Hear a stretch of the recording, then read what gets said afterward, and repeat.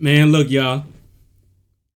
Can't hear my mouth. Man, look, y'all. Today we got some to do with the streamers again, man. Cenats manager breaks silence on botting. Now, look, y'all probably don't know, but I have a gaming channel. No bots, as far as I'm aware of. Got 23 subs, so I don't think there's any bots, unless it's all bots. I don't know. My Twitch got like 100 followers. Probably half of it is bots, but it's not bots I paid for. It's like bots that come in and try to get you to buy a thing for bots. You know what I mean? So it's like, if we talk about them kind of bots, it is what it is. But paying for bots, nah, we about to find out. We about to see what's up, bro. Let me know how my mic sound, bro. I'm trying new things, bro. I'm trying to get my mic right. Y'all? One article about view botting set the best Dr. Pepper industry up in flames. And we're going to go over it. First off, this is how it looks to start. It's time to start view botting. Now, this article was written by Reed JD, who's CEO of Night Media. So we have to have some important context here. Who is Reed? Well, Night Media, they manage some of the biggest streamers, content creators. Like, you guys remember last year when Cenats' profit and loss statement of his monthly income had leaked? I'm going to show you guys on screen right now. Now, you see Night Media. Whoa. Is that 1,920,000? Just February alone, bro. I don't even know if I'm reading that right, bro. Like, where it says January to February, year to put me date, on. $1.6 million. So they paid him out $1.6 million from January to February. So that's how big this company is, and Cenats is just crazy. One of many. And this guy's the CEO of that company. So he knows a little bit of something about this industry. So he starts writing and said, we're going to go through this because I think a lot of people are misinterpreting what he's saying. So he says, what does it take to cut through all the noise on the internet? If everyone else is botting, why shouldn't you? We used to live in a world where if you made great content, algorithms would find an audience for your videos. I don't think this is necessarily true. I think it's easier now, but early days, it wasn't like that. The algorithm wasn't as sophisticated, especially if we're talking about YouTube and if we're talking about Twitch. At that time, there were just the supply was so low that if you made good stuff consistently, you would probably be found. But a lot of people back then, they only got on because they were shouted out by somebody else, like even on YouTube. Now, a lot of things have changed since then, but I don't believe that this was true. He says now streamers, we have to make that very clear. Streamers have to clip farm, pay clippers, and sometimes even ViewBot to have a better chance of capturing more attention and breaking through the noise. This is especially true on platforms like Twitch. 100% agree with him here, where viewbotting can surface you on the front page of popular streaming categories.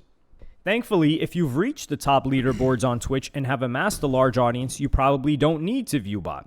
However, there's been a lot of drama on X recently related to the largest streamers on Twitch allegedly viewbotting. He's talking about FaZe, but also the Burnt Peanut, which is this guy that's averages like 50K viewers plus. This has gotten me thinking, is viewbotting a legitimate strategy? Do advertisers have any way of tracking bot engagement, and why isn't Twitch cracking down on this?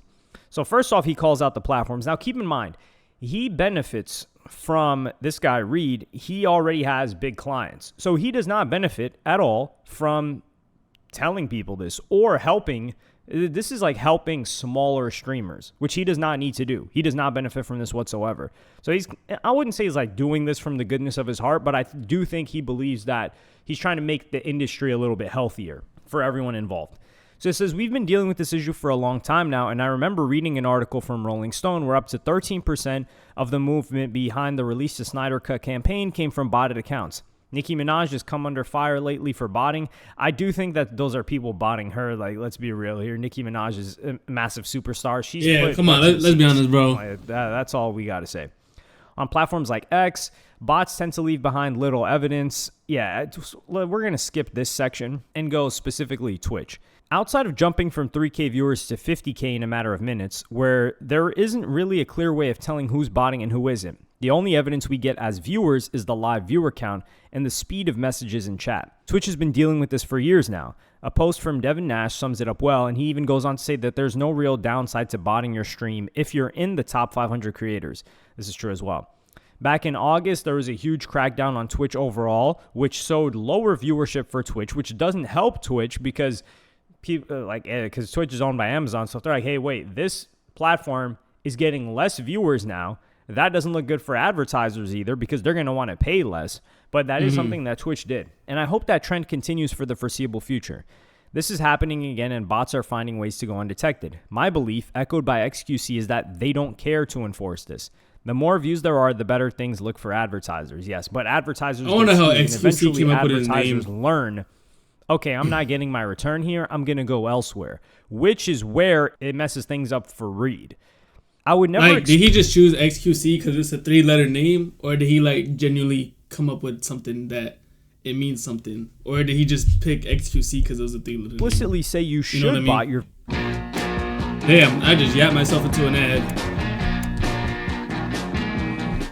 You're literally wearing my shirt. Yeah, Can't even skip it. Mom. Yes, it's ruining all the time. Viewers on Twitch, other than in the title of this article. But the reality is, if you're not view botting and everyone else is, you're at a disadvantage. And this is the truth, and people don't Let me start view botting then. But then, Fuck it. especially, this is a Twitch and a streamer specific thing.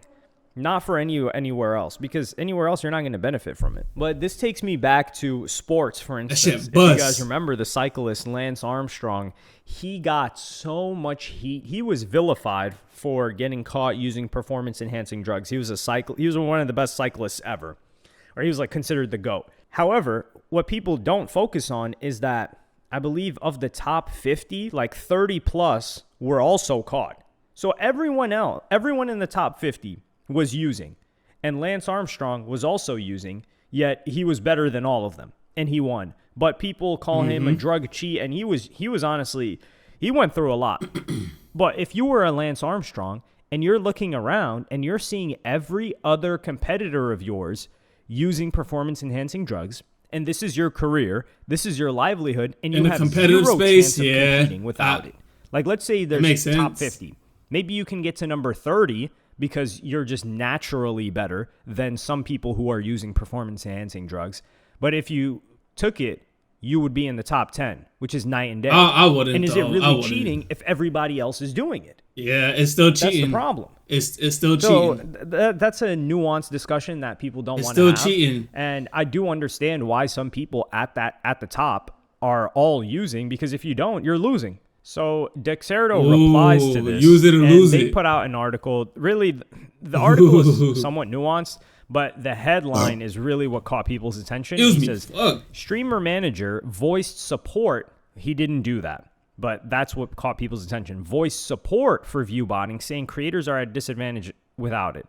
So in this article, they kind of push up on him, and they disincentivize somebody like this from telling the truth. And so Hassan is another one of this guy's clients, apparently. So he says streamers they say, Dexerto, while platforms need to step up their game when it comes to fighting against view bots, creators who don't are doing themselves a huge disservice. Yes, they are doing themselves a huge disservice. But we're just going to continue because there are some other streamers that have called this guy out as well. When you're competing in a category where you're buried if you don't have 500 plus viewers, maybe shifting your strategy to paying clippers and buying bots helps a streamer break through. This is the problem too.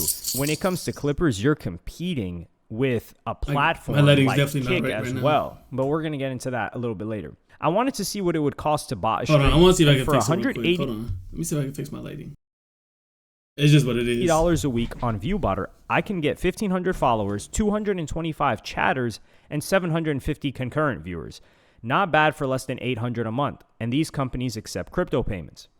And this is the thing. If someone is getting 750 concurrent viewers, and like let's say they have 250 real viewers for $800 a month, and for 1,000 viewers, I'll give you guys a clip right now from Devin Nash, who's somebody that works on the agency side of things, that explains why this makes financial sense as well. Just keep in mind, as an agency CEO, I've done thousands of deals on Twitch. I just know these rates. You can also confirm these by looking up the rates online. But generally speaking, it's going to be about 80 cents to $1.50 as of 2026 per CCV. That means per viewer. Okay. And the typical range that you'll get quoted is about $1 to $3. Now, it'll be higher if it's like more premium. So like obviously if I'm going to sponsor someone like Cenats, who has like a very limited inventory of advertisements that they can support, and frankly just a lot of exclusivity and like power behind his brand, that number is going to trend up higher. And then like if I have someone that's like less exclusive and it's like it's easier, then it's going to be lower. But generally you're going to run like this range here, and sometimes you're going to go higher. That means that for an 1,000 CCV, so a person that gets 1,000 viewers, okay, typical sponsorship is 2 hours long for a video game, and we'll just put it right in the middle. We'll just say it's $2, okay? So for all you math aces out there, how much money does a single sponsorship for 2 hours at $2 make for an 1,000 CCV streamer?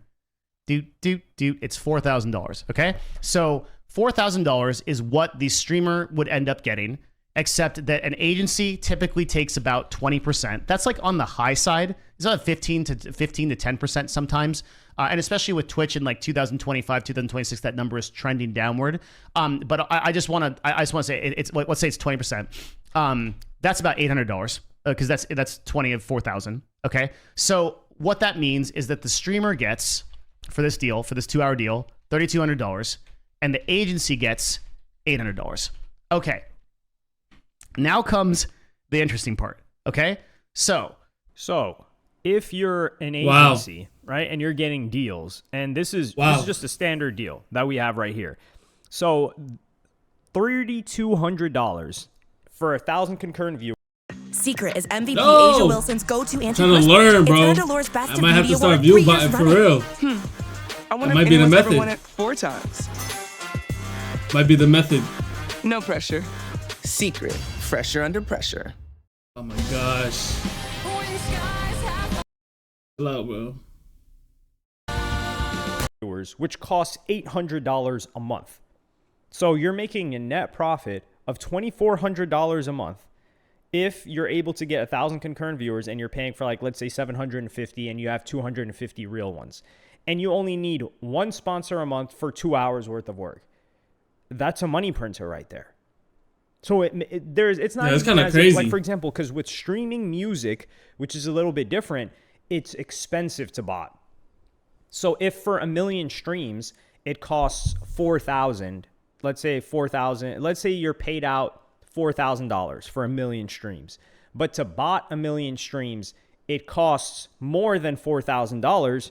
Now you're not incentivized to bot. Now, does the botting still happen? Yes, but as a smaller artist, it doesn't make sense for you. As bigger artists, they just want to make the numbers look bigger because then they can have headlines, and then there's more of like a brand equity type of thing with, oh, this artist is number one. This artist is streaming more than everyone else, as opposed to a smaller person. And Reed here is talking about the smaller person. So and also the agencies, they get their cut. So if they may even be botting on behalf of these streamers, which FaZe Clan was getting accusations of. So if you're FaZe Clan, you're trying to get deals for them, and you have the connections and the brand that's why I left FaZe. You can juice their bot numbers even higher. They was doing too like, much. Okay, these guys get 10K. I had to get out of double FaZe. it to 20K.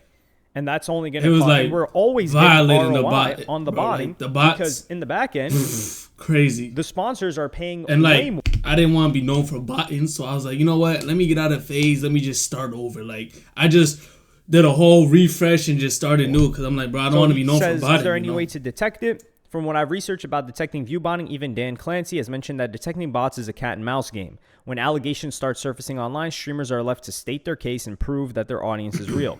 And for brands, is there any way to tell if a streamer is botting their viewership? I couldn't find anything legitimate that I would trust. There currently isn't a website out there that can credibly detect bots on Twitch. Someone build this and email it to me. The big takeaway, we've entered an era where good content alone isn't enough. For streaming, this is 100% true, but for every other platform, it's the opposite, I would say. Distribution tactics are: when clipping, paid amplification, and even bots can artificially push you up the rankings, the playing field starts to tilt toward whoever is willing to game it. Twitch's detection tools feel reactive at best, and advertisers don't seem to have a reliable way to verify what's real. If botting becomes normalized, creators face a brutal question: compete clean and risk invisibility, or bend the rules to survive. Long term, though, this erodes trust in the entire ecosystem. So here, the takeaway, which sums up what this guy is saying, is not that you should bot. Maybe but you should. That if this continues and if there isn't a way to combat this, then trust in the ecosystem falls. If trust falls, sponsors, advertisers, they're not going to want to invest money in this. Reed's company makes less money, but he has huge streamers, so it's a little bit different. But a lot of these other mid-level agencies, they're going to lose out. The smaller streamers are going to lose out on deals too. So everybody loses. Not me, bro. Combated. But he's saying not at me. this current point in time right now, if you're not botting, what are you doing? Like you're Oh going my to lose. God, what And am I doing? I have to connect this to what Moist Critical says, because Moist Critical is somebody who is a streamer himself, YouTuber for a very long time. And he replied to this. Again, he drives that point home about good content alone isn't enough. It's all about distribution tactics. And I just firmly disagree. Good content alone is sometimes enough. But again, it does take luck. It does. It always has, and it always will. Distribution tactics, though, he's right, can be gamified and boost your shit and immediately give you a better chance so you're not overly reliant on luck. If you'd rather focus instead on pay-to-win mechanics through, like, clippers and viewbots and stuff like that, then you would be entering the Thunderdome competing head-to-head, toe-to-toe with countless others who are doing that daily. That is very, very common. And in many, many cases, it's hard to tell if it's real or fake. So it is a legitimate problem, and it sucks that platforms don't do anything about it. This is ridiculous. Keep in mind, this person has made tens of millions of dollars, Moist Critical, and he came up like 15 years ago plus. When he's talking about luck, you have to put yourself in a position to get lucky. Like, for instance, let's say Facts. somebody even the lottery, right? Somebody wants to get rich, right? How do you You gotta try. Well, you gotta hit the easiest scratch example tickets. is anybody that ever won the lottery and got rich that way, They had tried. to buy a lottery ticket. There has to be some sort of exposure that you put yourself to That's true. to where you can Always give it to from them. luck. Just turning on the streaming button and streaming good content it's not, you can't get lucky. You're not in a position to get lucky. I can. Because even if you I can. scroll and I scroll will. on Twitch, Watch. which nobody's doing, you're not going to encounter a streamer that has under 100 viewers. Oh, he's talking about For streaming, though, probably yeah. thousands of people Yeah. you're going to go through. So when Moist Critical talks about like an element of That's why I'm luck, starting with YouTube where's the first. luck going to happen? I If we're can't start talking with streaming, bro. strictly on Twitch. The luck cannot Like I want to, happen. but The only can't. way the luck can happen is can't. outside of it, whether a clip, and that goes back to what the Night Media CEO was talking about. And I feel like this is a little bit emotional coming from, and I feel the same emotion too, because it's like, damn, dude, like this botting stuff is whack. Like people faking views, this is whack. But if we talk about it practically, It what is are whack. you going to tell somebody? Yo, just stream and you might get lucky? Especially if you've already made it to like a Moist Critical. Well, that's And I why you have got to figure connect out what this your to- content. That's why you got to figure out what your content's gonna be, because you can't just stream from 0 viewers and not do anything. You got to stream doing something, and you got to post on YouTube and TikTok and IG and whatever else you're trying to get noticed on to get people to come check you out, bro. Like it's not, you can't just rely on starting from streaming, bro. Like What Russ, the rapper, You gotta be has doing said, something. the independent rapper that's given a lot of good advice and has made it himself. Advice is a funny thing, man. I feel like people don't want truth. They want self-validation, you know? Because if they accept the advice, that means they have to admit that maybe they were wrong. And maybe their past decisions were suboptimal, and maybe somebody else saw a blind spot that you didn't see. So instead, you're going to deploy all these defenses like nitpicking and semantic objections and exceptions to the rule and all this bullshit like anecdotal counters. Not because you're interested in accuracy, but because you're trying to preserve your ego. Right. You know? But it's like, okay, so you know. So tasty, it could make Poseidon Yo! switch to a spoon. That's the Holy 5th divine ad, bro. taste from the Greek gods. Damn, You I'm should get too life broke. insurance, because you never know. My dad has never been in better shape. Lost weight, exercising every day, and he had a stroke. Know everything except your role and why nothing's working. Because accountability Right. is the only answer you seem to not have. But you know everything else. So here, Russ talks about not giving people advice anymore, because when he gives real, actionable advice from a position of somebody who has already made it and become successful, People don't want to be he accountable will for get their hate, doing wrong. and people will dislike him more for telling them the truth. And this is the same thing. This Night Media CEO guy is getting hate for telling people, hey, this is the only way you can compete. But if he were to tell people like, yeah, just stream and yeah, you might catch. But if you're not trying to compete and you're just doing it for the love and the fun of it and being able to engage with people,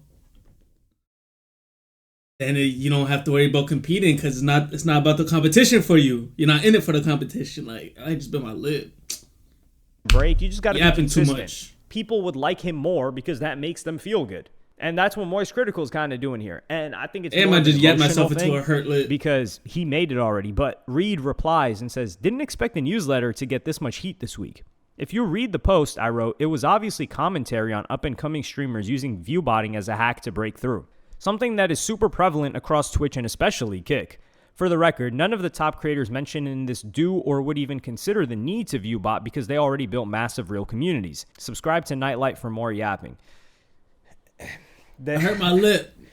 The biggest problem here, too, is that the clips, remember when I talked about clips? Because distribution, and even Moist Critical agrees that distribution is necessary, but how are you going to get distribution now? It's almost like you need startup capital to succeed as a streamer. Because let's say you have the view bots. You want to increase real viewership.